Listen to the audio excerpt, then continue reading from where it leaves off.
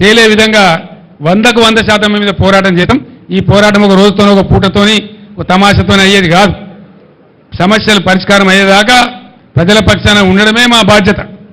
మేము ప్రధాన ప్రతిపక్షం ఈ రాష్ట్రంలో 100% మాకు ప్రజలు అదే పాత్ర ఇచ్చిండ్రు. కాబట్టి ఆ పాత్రకు పూర్తి న్యాయం చేస్తాం. మీ మెడలు వంచుతాం, ప్రజలకు న్యాయం చేస్తాం. మీరే రెఫరెండం అని చెప్పిండ్రు.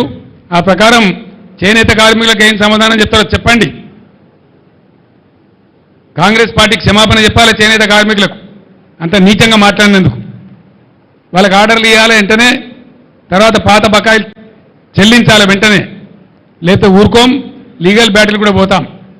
ఈ విధంగా చేస్తామని చెప్పి తెలియజేస్తూ ఈరోజు నా యాత్రలో పాల్గొనే ఎండ ఉన్నా నా యాత్రలో పాల్గొన్నటువంటి నాయకులకు, కార్యకర్తలకు, అదేవిధంగా వచ్చి వాళ్ళ సమస్యలు చెప్పిన రైతులకు కూడా కృతజ్ఞతలు తెలియజేస్తూ థ్యాంక్ యూ సో మచ్ అండి. ఈరోజు no politics please please please please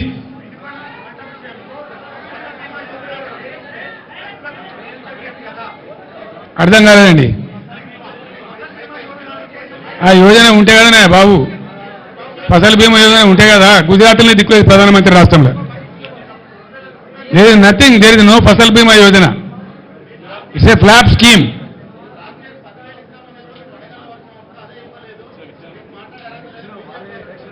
బీజేపీకి ఒక ముడ్డిముఖం ఉన్నదండి ఈ రాష్ట్రంలో. బీజేపీ పార్టీ, దానికి ఒక కథ. ఏందా బీజేపీ నాకు అర్థం కాదు.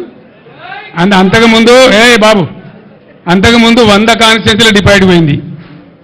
మొన్న అసెంబ్లీ ఎలక్షన్లలో 64 సీట్ల డిపాజిట్ పోయింది. వాళ్ళు మా కార్యకర్త, మా నాయకుల చుట్టూ తిరుగుతూ ఉన్నారు, క్యాండిడేట్ కావాలని, నువ్వు క్యాండిడేట్ కావాలని. అదొక పార్టీ, దాని ఒక కథ.